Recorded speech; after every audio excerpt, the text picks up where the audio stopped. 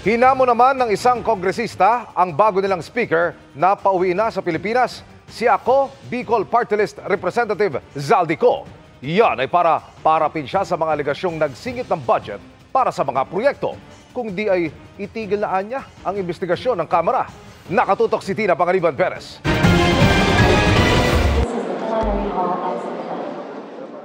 Mula na magbukas ang 20th Congress noong July 28, hindi pa nakikita sa sesyon o sa mga pagdinig si Ako Bicol Party List Representative Elizaldico matapos magtungo sa Amerika para mag-medical leave.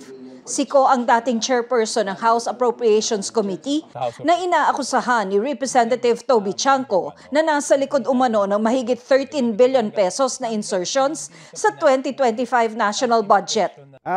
Kasunod ng pagbibitiw ni Representative Martin Romualdez bilang House Speaker, sa gitna ng flood control projects controversy, si Ko dapat daw umuwi na at magpaliwanag.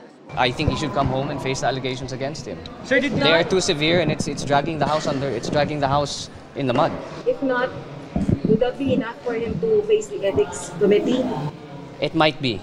Yes. I mean, there's a precedent for it when Kong Arnie Teves did the same. Yeah, kung may isang bagay na makakapagbalik ng tiwala ng tao sa House of Representatives, yun ang number one, no? Hindi tayo makakaiwas ng ganyan. Kasi hanggat hindi siya pinauuwi, ang impression ng tao, ang isip ng tao ay pinoproteksyonan siya ng House of Representatives, di ba? I think the first thing to do is ask him for his medical certificate, di ba? So malaman natin life-threatening ba yung kanyang medical condition. Kung hindi naman life-threatening yung kanyang medical condition, wala naman siyang dahilan para hindi umuwi.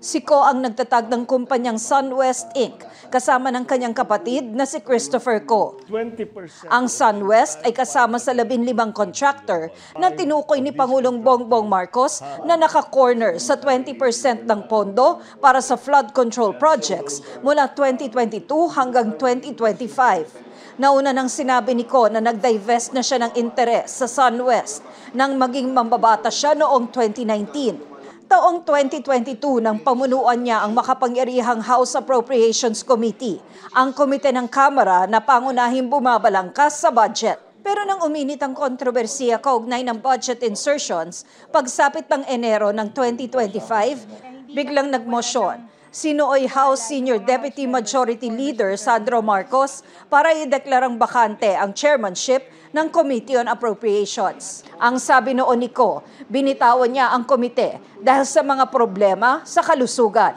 Pagsapit ng Hulyo, sa kanyang State of the Nation address, ipinag-utos ni Pangulong Marcos ang investigasyon sa mga flood control project.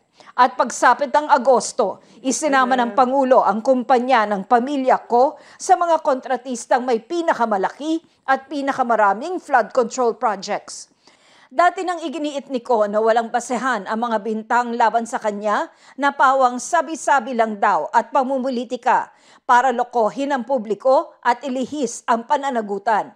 Sinisika pa naming kunan ng panibagong pahayag si Ko at ang Ako Bicol Party List. Pero wala pa raw pahayag ang kongresista sa ngayon.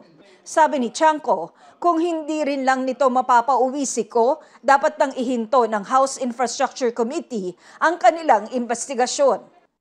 If you cannot summon him, then ano ibig sabihin nun? Lahat pwede imbestigahan, pero hindi pwedeng imbestigahan ng isang congressman. So sa mata ng tao, ang hirap intindihin nun. So lalong makakasama yun sa imahe ng House. Ayon kay House Infrastructure Committee Co-Chair Terry Ridon, walang utos sa kanilang ihinto ang pagdinig. Pero bukas naman daw sila rito kapag nagsimula na ang investigasyon ng Independent Commission on Infrastructure. Sinubukan din namin kunan ng pahayag si bagong House Speaker Faustino D. III, pero humingi siya ng panahon para sa kanyang tugon. Para sa GMA Integrated News, Tina Pangaliban Perez, nakatutok, 24 oras.